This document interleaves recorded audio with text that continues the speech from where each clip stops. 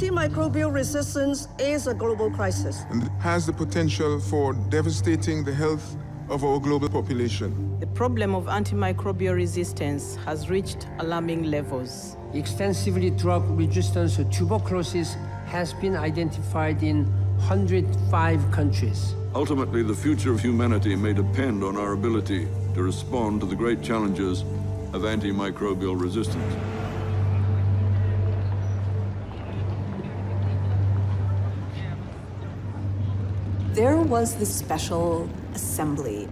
En septembre 2016, une session extraordinaire a eu lieu aux Nations Unies. Elle rassemblait des professionnels soucieux de la résistance aux antibiotiques. C'était le signe que les Nations Unies avaient pris conscience de l'importance de la question. Depuis sa création en 1945, l'ONU n'avait organisé que 3 sessions extraordinaires pour traiter d'une question de santé. C'était une équipe basée en Grande-Bretagne qui était à l'origine de cette réunion. Une équipe soutenue par le gouvernement britannique qui s'efforçait depuis 2 ans d'attirer l'attention de l'organisation internationale sur cette thématique.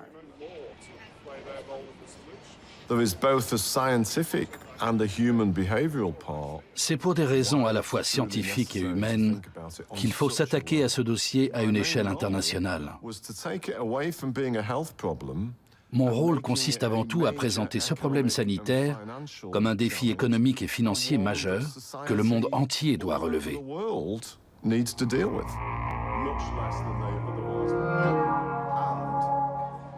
Human capital, not enough researchers, no innovation, so we recommended a global innovation fund and hygiene to not allow antibiotics to be prescribed without. What was particularly important was that Jim O'Neill produced. C'est surtout Jim O'Neill qui nous a aidés à prendre conscience des effets néfastes de la résistance aux antimicrobiens. Rather scarily, if we don't do something about antimicrobial resistance, in another 35 years, there could be 10 million people a year dying. All over the world, both developed and developing. And as we highlight, probably more people than are dying of cancer today. Second thing we showed, directly in terms of economics and finance, how much will that cost the world economy? And this shows you that the accumulated cost over the next 35 years would be a staggering $100 trillion.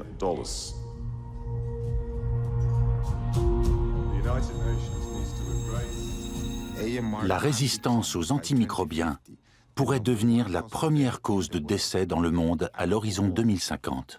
Et surtout, son coût économique pourrait se monter à 100 000 milliards de dollars, soit 2 à 3,5% du produit mondial brut. Tous les indicateurs sont au rouge.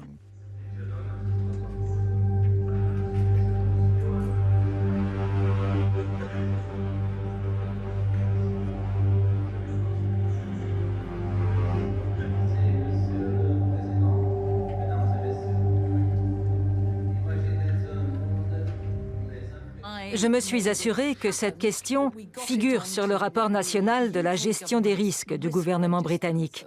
L'épidémie de grippe occupe la première place, suivie du terrorisme, et la résistance aux antibiotiques est seulement à la 3e place.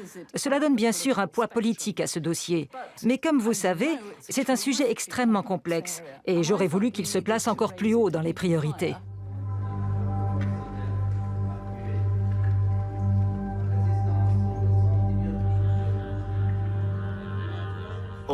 Contrairement à beaucoup de maladies qui sont apparues au cours des dernières années, comme Ebola, la résistance aux antibiotiques ne s'est pas manifestée brusquement. On ne va pas se dire du jour au lendemain, en lisant la presse, en regardant la télé ou en surfant sur Internet, « Mon Dieu, c'est la fin du monde !»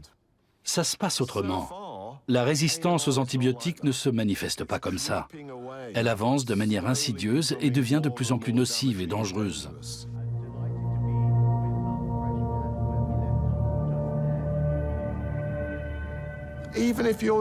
Même un riche pays européen qui s'attaque à ce problème sera touché, si à l'autre bout du monde, personne ne fait rien. On peut établir un parallèle avec le terrorisme ou le changement climatique. C'est un problème qui concerne 7,5 ou 8 milliards de personnes. Il faut le régler ensemble. Chaque année, le nombre de morts augmente, tout comme le taux de résistance. La situation ne cesse d'empirer. Il faut y mettre fin.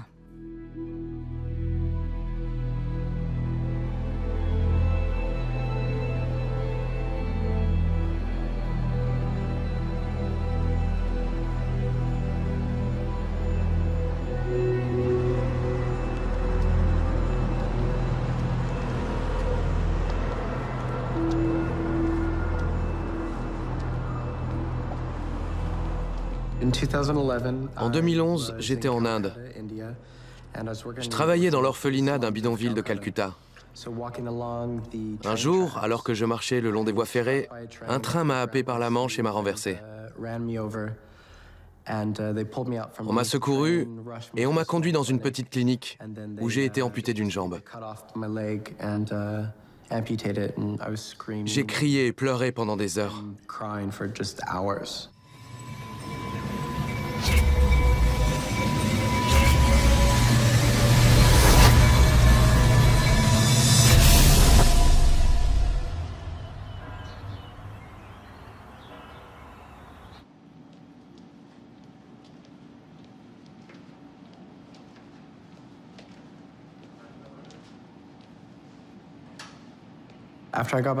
À mon retour à Seattle, j'ai été hospitalisé pour traumatisme sévère. On m'a fait un examen sanguin et j'ai reçu les résultats le lendemain. Dans le sang de David, j'ai détecté toute une série de bactéries qui étaient extrêmement résistantes à tous les médicaments que nous lui avions administrés jusque-là. Tout de suite, j'ai dit à mon collègue d'aller dans la chambre de David et d'arrêter le traitement. Et j'ai entendu le chef du service des maladies infectieuses dire « Il faut l'isoler. On a besoin de vêtements et de matériel de protection pour le personnel et les membres de sa famille qui circulent dans sa chambre. » J'avais très peur que ces bactéries se propagent. C'est un scénario que j'envisageais sérieusement quand je suis entré dans la chambre de David. Nous ne savions vraiment pas quoi faire. Le rapport du laboratoire nous indiquait que tous les médicaments que nous utilisions d'ordinaire contre ce genre d'organismes seraient inefficaces. Il m'a dit « Nous n'avons jamais vu ce type d'infection et nous ne savons pas comment la traiter. Nous avons en tête quelques pistes que nous allons explorer, mais il est possible que ce soit un échec. » J'aime bien ma nouvelle jambe. Je peux lui faire un tour complet et des trucs sympas comme ça.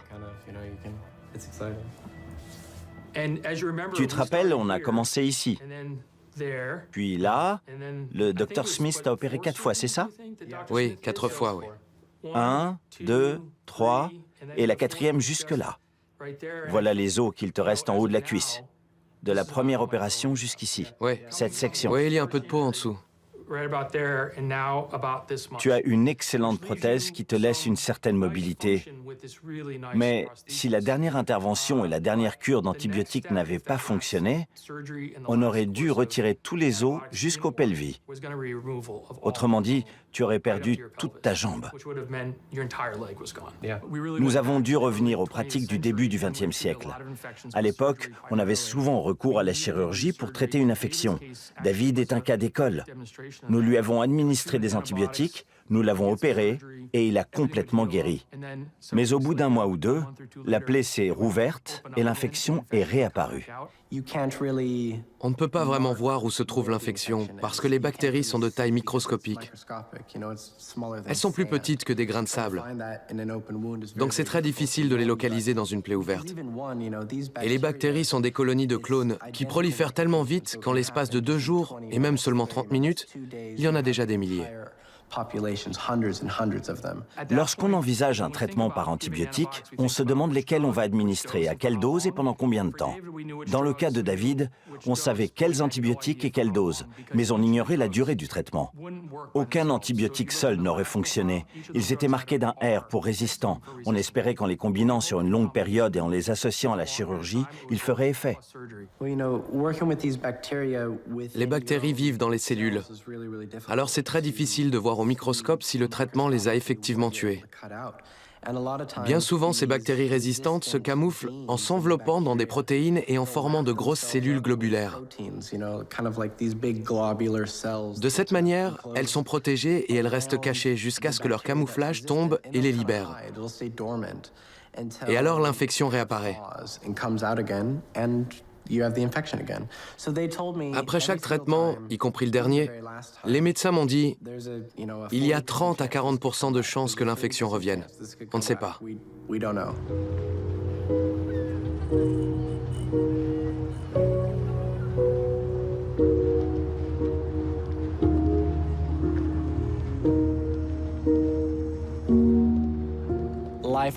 La vie est toujours la plus forte. Même l'herbe pousse sur le trottoir. Elle utilise le moindre centimètre de terre qu'elle trouve et elle survit autant qu'elle peut. Nous ne sommes pas différents. Depuis que j'accepte qui je suis et que je comprends ma constitution biologique, j'aime ma survie.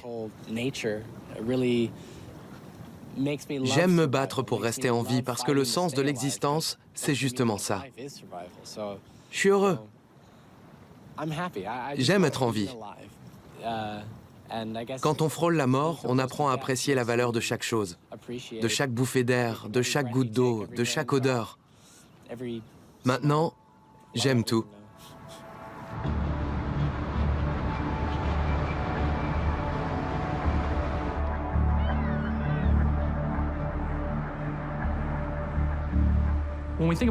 Les antimicrobiens, c'est-à-dire les antibiotiques, les antifongiques et les antiviraux, rendent la médecine moderne possible.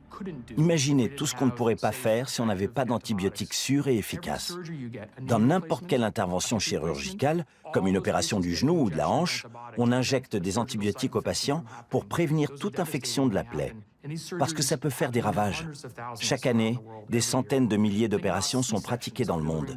Les césariennes, les extractions de dents, les greffes de la moelle osseuse ou les transplantations d'organes ne seraient pas possibles sans les antibiotiques.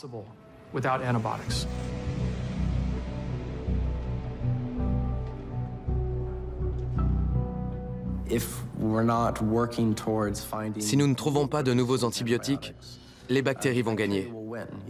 Vous savez, elles évoluent depuis des millions d'années. Elles sont la forme de vie la plus ancienne sur notre planète. Donc il faut sans cesse rechercher de nouvelles techniques, de nouveaux principes actifs, de nouveaux champignons, de nouveaux remèdes. Sinon, elles deviendront l'espèce dominante. Elles élimineront la plupart des mammifères sur cette terre.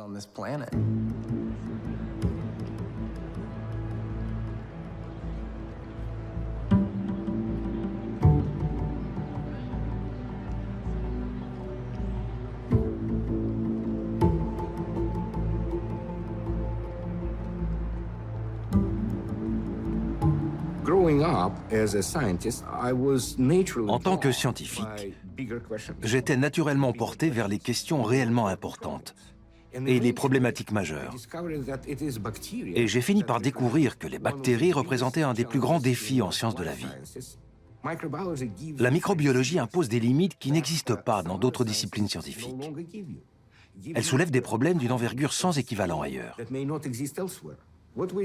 Le monde tel que nous le percevons aujourd'hui est un seul plan, d'un film qui a commencé il y a 4 milliards d'années. Ce qui se passe en ce moment n'est qu'une scène de ce film. Et dans cette scène, nous pouvons observer ce que les microbes ont produit en 4 milliards d'années. Les micro-organismes changent la face de la planète. Ils modifient la géologie, la chimie et les propriétés physiques de tout ce qui nous entoure. Nous existons uniquement parce que les bactéries ont créé les conditions qui nous le permettent. Elles ont joué un rôle clé. Elles ont été une force motrice dans tout ce qui s'est produit au cours des 4 milliards d'années de l'évolution. Cela devrait forcer le respect et l'admiration.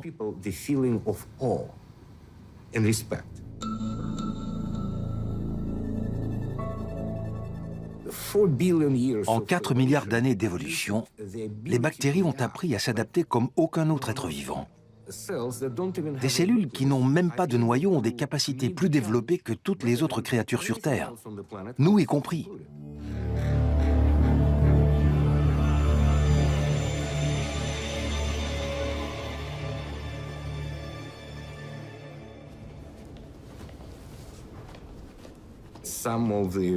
Certaines des principales maladies mortelles sont déclenchées par l'activité microbienne. Mais ce que les micro-organismes produisent, nous pouvons l'exploiter pour nos propres besoins. Les antibiotiques sont des armes que les microbes utilisent dans leur monde pour combattre d'autres microbes. Et ces molécules ont des propriétés qui nous aident à lutter contre les infections.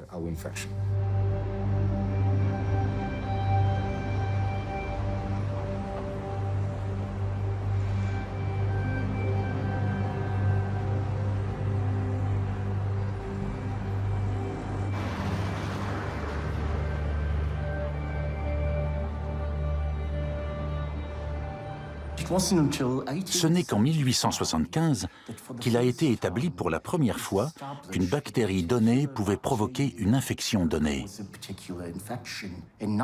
En 1928, dans ce laboratoire, Alexander Fleming a fait une découverte accidentelle qui allait changer le monde.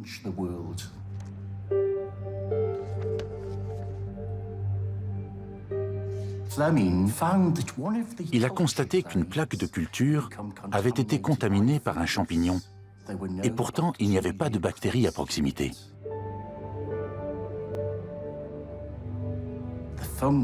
Le champignon avait produit quelque chose qui stoppait la croissance des bactéries. Fleming lui a donné le nom de pénicilline.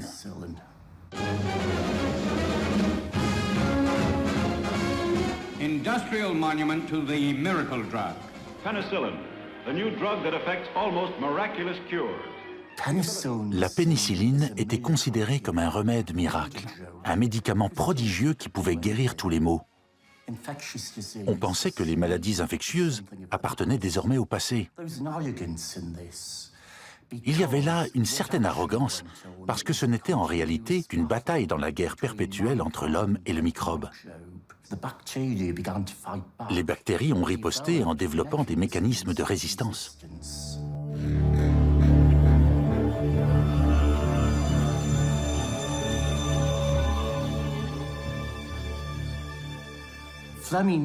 Dès 1943, Fleming mettait en garde contre les dangers de la résistance aux antibiotiques.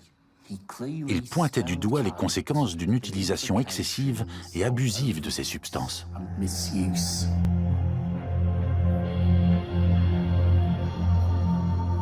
There are a few simple rules for penicillin treatment.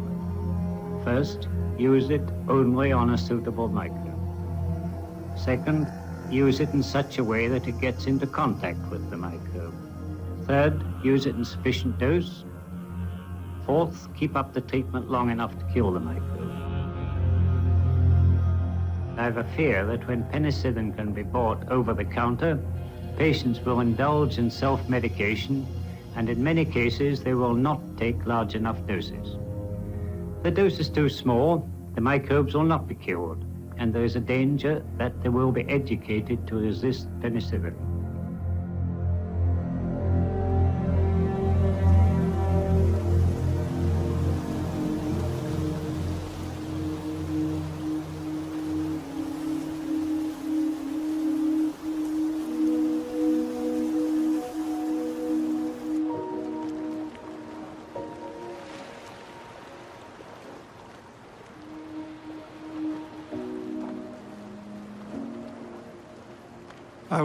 En septembre 1968, j'ai été enrôlé. J'avais 25 ans et je savais qu'en tant que médecin, je devrais servir dans l'armée. Mon oncle avait fait la Seconde Guerre mondiale, mais je ne savais pas du tout ce qui m'attendait. Nous avons suivi un entraînement de 6 semaines.